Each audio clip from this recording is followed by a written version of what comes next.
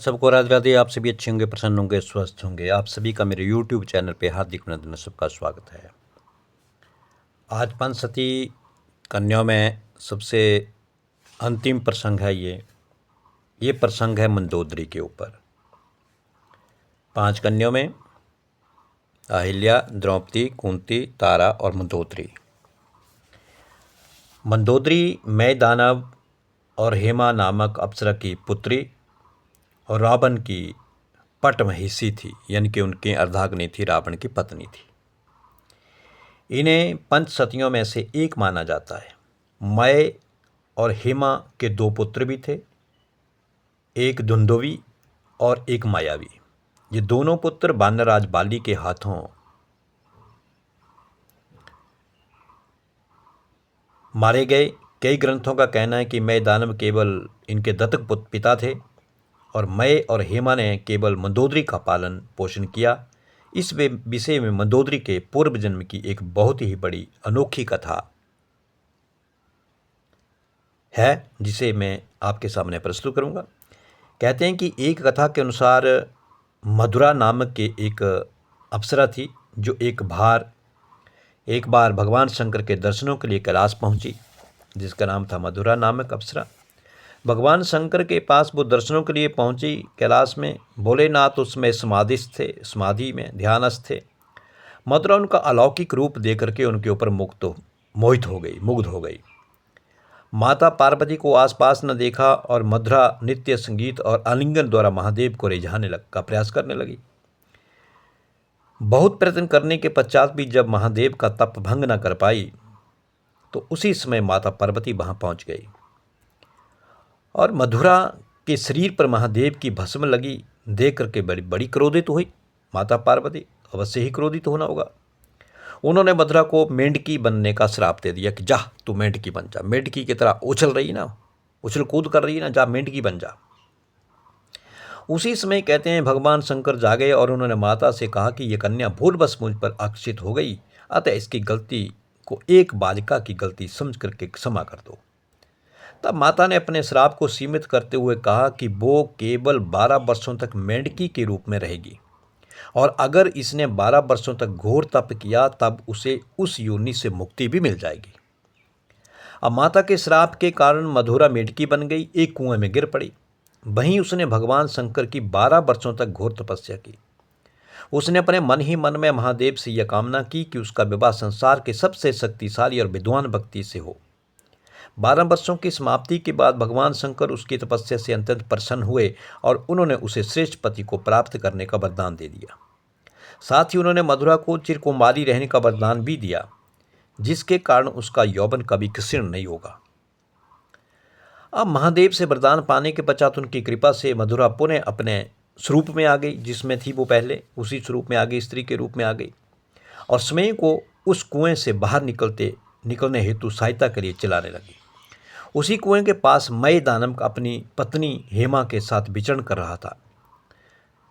एक स्त्री की पुकार सुनकर के दोनों वहां आए और मधुरा को कुएं से बाहर निकाला।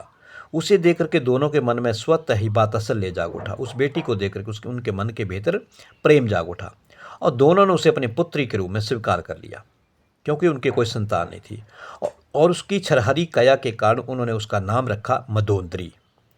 कम उधर पेट वाली यानी के रखा। अब इस विषय में एक और कथा प्रचलित है। एक तो यहाँ पे आ गई ये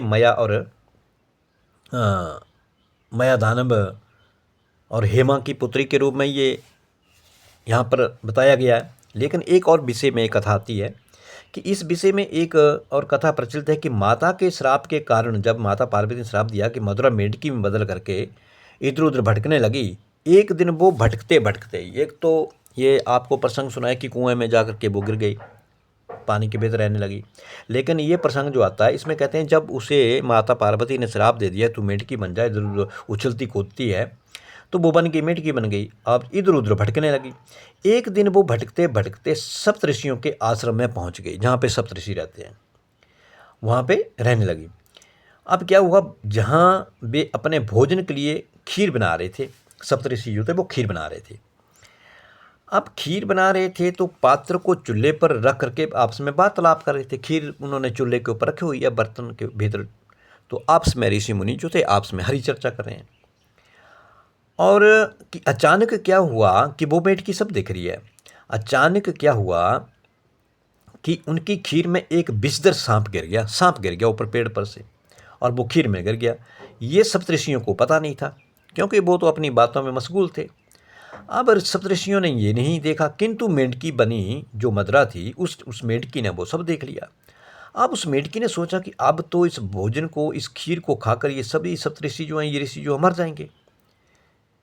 तो उसके मन के भीतर विचार आया कि इसलिए वो उनके पास जाकर के कूदने लगी, सप्तऋषियों के सामने जाकर के कूदने लगी कि शायद मुझे देखेंगे, कि मैं इनके सामने कूदूंगी, ये मुझे देखेंगे और मैं जाकर के खीर में कूद जाऊंगी।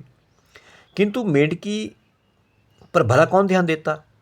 वे सभी ऋषि जो थे वार्तालाप में व्यस्त रहे, आपस में वार्तालाप करते रहे। अब क्या हुआ कि कुछ समय के पश्चात वे भोजन करने पहुंचे, यानी कि उस खीर के पास पहुंचे, उस बर्तन के पास, और उस बर्तन को नीचे उतारा। लेकिन जैसे ही वो बर्तन को नीचे उतार रहे थे, उसी समय मधुरा जो बनी मेंढकी थी, उसने देखा तो वो कि ये विषैला जो खीर है, वो भोजन है जो इसको ग्रहण करने वाले हैं। तो उसने और कोई चारा न देखा। मेंढकी बेचारी क्या करती, बोल तो सकती नहीं, तो क्या कर सकती थी। तो उसने क्या किया, एक छलांग लगाई और उस गर्म खीर के भीतर में वो कूद गई और मृत्यु को प्राप्त हो गई, मर गई। देखो कितना भले का काम किया उस मेंढकी ने, अपने प्राणों को त्याग दिया। तो उसने जो मेंढकी जो थी वो खीर में पड़ गई, गर्म गर्म खीर में, और उसके बाद उसके प्राण निकल गए। अब ऋषियों ने देखा कि इस खीर के भीतर तो अब ये मेंढकी मर गई, अब इस खीर को कौन खाएगा, तो इस खीर को उड़ेल देते हैं बाहर जा करके। अब जैसे उस खीर को उन्होंने एक खड्डे में फेंका, तब उस खीर से उस मेंढकी के साथ साथ एक मरा हुआ विषधर, बड़ा काल विषैला जो था नाग निकला, विषधर सांप निकला। ये देख करके सप्तऋषि जो थे बहुत द्रवित हुए, बहुत प्रभावित हुए कि वो तो अमर है।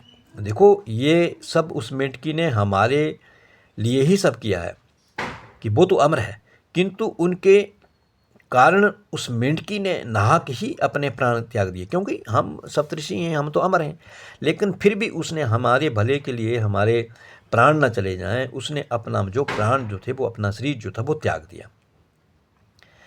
अब मेंढकी ने अपने प्राण त्याग दिए, किंतु उस मेंढकी का बलिदान दे करके, उसकी इस भाव को दे करके, उसके बलिदान को दे करके उन्होंने उस कन्या बालिका के रूप में पुनर्जीवित कर दिया। देखो उस मेंढकी को उन्होंने एक कन्या का रूप दे दिया और उसे जीवित कर दिया। अब छोटी सी बेटी, अब कुछ समय वो उन सप्तऋषियों के साथ ही रही, किंतु वे उसे कब तक अपने साथ रखते। तो उसी समय मयासुर अपनी पत्नी हेमा के साथ, फिर वही मयासुर आया यहाँ पे, वहाँ पे दूसरा प्रसंग था पीछे, लेकिन यहाँ पर फिर मयासुर अपनी पत्नी हेमा के साथ उनके पास आया, सप्तऋषियों के पास। तो उनसे संतान की कामना की। अब उन्होंने अभी तक वो बेटी नहीं देखी थी, लेकिन सप्तऋषियों के पास उन्होंने कामना की कि हमारे को संतान नहीं है, तो हमारे को संतान हो जाए। तब सप्तऋषियों ने उन्हें उस कन्या को मयासुर के हाथों सौंप दिया। लो बेटी लो, आप बच्चा कहते हैं ना, बच्चा नहीं है तो लो ये बेटी पालो आप, ये बेटी आपकी है, जिसका पालन पोषण मय और हेमा ने किया। वही कन्या बड़ी होकर के मंदोदरी के नाम से प्रसिद्ध हुई। बाद में उसने श्री बिल्वेश्वर नाथ मंदिर में भगवान शिव की आराधना की, जिससे प्रसन्न होकर महादेव ने उसे अद्भुत सौंदर्य प्रदान किया और चिरकुमारी रहने का वरदान दिया। तब मंदोदरी ने एक ऐसी पति की कामना की जो संसार में सबसे अधिक शक्तिशाली और विद्वान हो। महादेव ने उसे ये वरदान भी दिया। वो बिल्वेश्वर नाथ मंदिर आज के मेरठ शहर में स्थित है। मंदोदरी के युवा होने पर मय दानव पूरे विश्व में उसके लिए योग्य वर ढूंढता रहा, किंतु कोई भी योग्य वर उसे जो था मंदोदरी के लिए नहीं दिखा। तभी धरा पर रावण का उदय हुआ, जिसने अपने प्रचंड पराक्रम से मनुष्यों, नाग, गंधर्व, यक्ष, दैत्य, दानव और देवताओं तक पर अपना आधिपत्य जमा दिया। वो ब्रह्मा का परपौत्र, महर्षि पुलस्त्य का पौत्र और विश्रवा मुनि का पुत्र था। उसे चारों वेद कंठस्थ थे और उस युग में उससे विद्वान कोई और नहीं था। रावण के गुण महादेव के दोनों वरदानों को संतुष्ट करते थे, और तो और वे स्वयं महादेव का भी कृपा का पात्र था। मय दानव को मंदोदरी के लिए रावण से अधिक योग्य कोई वर नहीं दिखाई दिया और उसने उसके विवाह का प्रस्ताव रावण के समक्ष रख दिया। अब पूरे विश्व में मंदोदरी के समान सुंदर स्त्री कोई नहीं थी, इसलिए रावण ने उस प्रस्ताव को सहज ही स्वीकार कर लिया। रावण से विवाह के बाद मंदोदरी लंका की महारानी बनी, जो रावण ने अपने सौतेले भाई कुबेर से युद्ध में छीना था। मंदोदरी स्वयं विदुषी थी। देखो, उसके पास पुष्प विमान था रावण के पास, वो भी उन्होंने रावण के पास नहीं तो उसके बड़े भाई कुबेर के पास था, वो भी छीन लिया था रावण ने। तो रावण ने जो छीना हुआ, तो रावण ने अपने सौतेले भाई से जो छीना था युद्ध करके, तो उसके ऊपर बैठ करके मंदोदरी और रावण जो थे वो घूमने चाहते थे। राजकाज चलाने में रावण की सहायता भी करती थी। देखो, मंदोदरी बहुत ही समझदार थी मंदोदरी। तो रावण को मंदोदरी से मेघनाथ और प्रहस्त और अक्षय कुमार नामक ये तेजस्वी पुत्र प्राप्त हुए। रावण ने चित्रकूट पर्वत के ऊपर अपना भव्य विलास भवन बना रखा था, जहां रावण के साथ बैठने की अनुमति केवल मंदोदरी को ही थी, बाकी किसी को नहीं। ऐसी मान्यता है कि रावण के साथ मनोरंजन नाथ मंदोदरी ही ने ही प्रथम शतरंज के खेल का आरंभ किया था। ये जो आज शतरंज खेला जाता है, अंतर्राष्ट्रीय गेम हो गई है, खेल हो गया है, ये मंदोदरी ने ही आरंभ किया था। उसी खेल से चतुरंगिणी और अक्षौणी सेना के संदर्भ का आरंभ भी यहीं से हुआ। आज राजस्थान के जोधपुर जिले में मंडोर नामक एक स्थान है, जिसका नाम मंदोदरी पर ही पड़ा है, और मंदोदरी वहाँ की कुल देवी मानी जाती है। उनकी मान्यता है कि इसी स्थान पर रावण और मंदोदरी का विवाह भी हुआ था। मंदोदरी को सदा से पता था कि रावण में कितनी बुराई है, किंतु फिर भी उसने सदा उससे प्रेम किया। देखो, वो जानती थी कि ये दुराचारी है, फिर भी गलत काम कर रहा है, पाप कर रहा है, लेकिन फिर भी उसका साथ नहीं छोड़ा। लेकिन हालांकि उसे रावण को समझाने की बहुत अच्छी कोशिश की मंदोदरी ने। भले ही रावण नहीं समझा, सही मार्ग पर लाने की प्रयास भी करती रही। ऐसा वर्णन है कि मंदोदरी ने रावण को नवग्रहों को बंदी बनाने से रोका था। जब रावण ने नवग्रहों को अपने चारपाई के साथ बांध लिया था, उसी वक्त भी मंदोदरी ने उन्होंने मना किया था कि इनको छोड़ दो, लेकिन रावण नहीं माना। जब रावण वेदवती पर मुग्ध हुआ, एक बार वेदवती पर मुग्ध हो गया रावण, तब भी मंदोदरी ने उसे ऐसा करने से मना किया, किंतु रावण नहीं माना और उससे उनका अनिष्ट ही हुआ। रावण को मंदोदरी की नसीहत कभी पसंद नहीं आई, किंतु तब भी उसके लिए रावण के मन में कभी सम्मान कम नहीं हुआ। देखो, मंदोदरी ने अपने पति का सम्मान कभी कम नहीं किया, भले ही कैसा भी था। और जब शूर्पणखा लक्ष्मण से अपमानित होकर के लंका आई, तब मंदोदरी ने उसे सांत्वना दी, उसे समझाया, किंतु जब उसने रावण को सीता हरण का सुझाव दिया, देखो उसकी बहन ने उसे रावण को कहा था और उसको हरण करने का सुझाव दे दिया सीता को, तब मंदोदरी ने उनका विरोध किया था। बहुत समझाने की कोशिश की, पर स्त्री को अपहरण नहीं करना चाहिए, गलत काम है, ये पाप है। जब रावण सीता का हरण कर लाया, माना नहीं रावण, तब मंदोदरी ने ही रावण को सुझाव दिया था कि उसे राजमहल के बजाय अशोक वाटिका में रखें। मंदोदरी सीता से बड़ी थी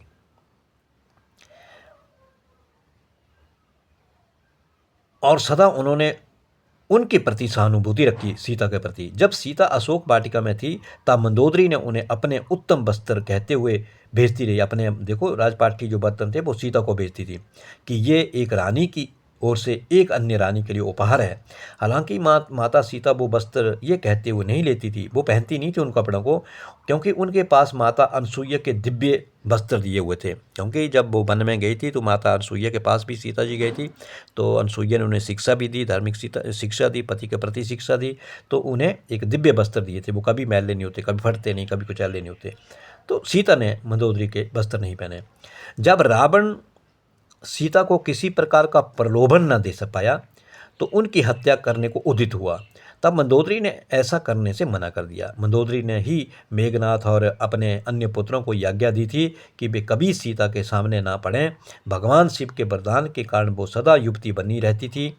वो इतनी सुंदर थी कि जब हनुमान सीता संधान के लिए लंका आए, तब जब उन्होंने मंदोदरी को देखा तो उनका तेज देख करके उन्हें लगा कि यही माँ सीता होगी। देखो, इतनी सुंदर थी मंदोदरी भी, और चिरकुमारी रहने का उन्हें वरदान भी प्राप्त था भगवान शंकर से, तो हमेशा युवा रहती थी मंदोदरी। मंदोदरी को देख करके हनुमान जो थे वो भी अचंभित हो गए कि यही सीता होगी।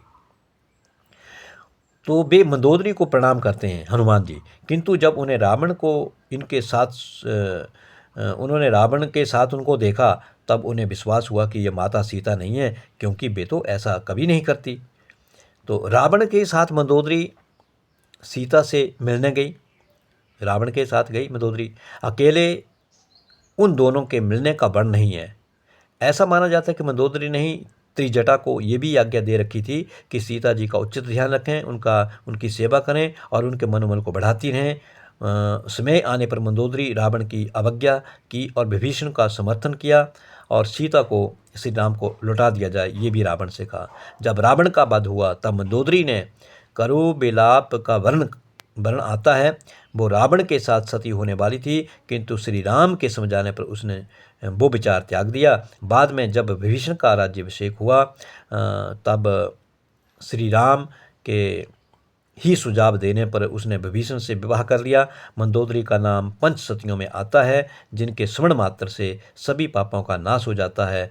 और अन्य 4 हैं, जैसे अहिल्या, तारा, कुंती एवं द्रौपदी। हमारे धर्म ग्रंथों में जिन महान सतियों का वर्ण है उनमें मंदोदरी का नाम जो है वो प्रमुखता से लिया जाता है। तो ये जो था वो आज का प्रसंग था मंदोदरी के ऊपर, जो रावण की अर्धांगिनी थी, पत्नी थी। तो ये 5 कन्या हुई, 5 सतियाँ हुई, ये जिनका नाम लेने से अगर हम इनका सुबह नाम स्मरण करते हैं 5 कन्या का, तो हमारे जो पाप हैं, जो महापातक हैं, वो सब मिट जाते हैं। तो आपको ये प्रसंग कैसा लगा, अवश्य इसको लाइक भी करें और मेरे चैनल को सब्सक्राइब करें और मेरा हौसला बढ़ाएं। सबको राधे राधे।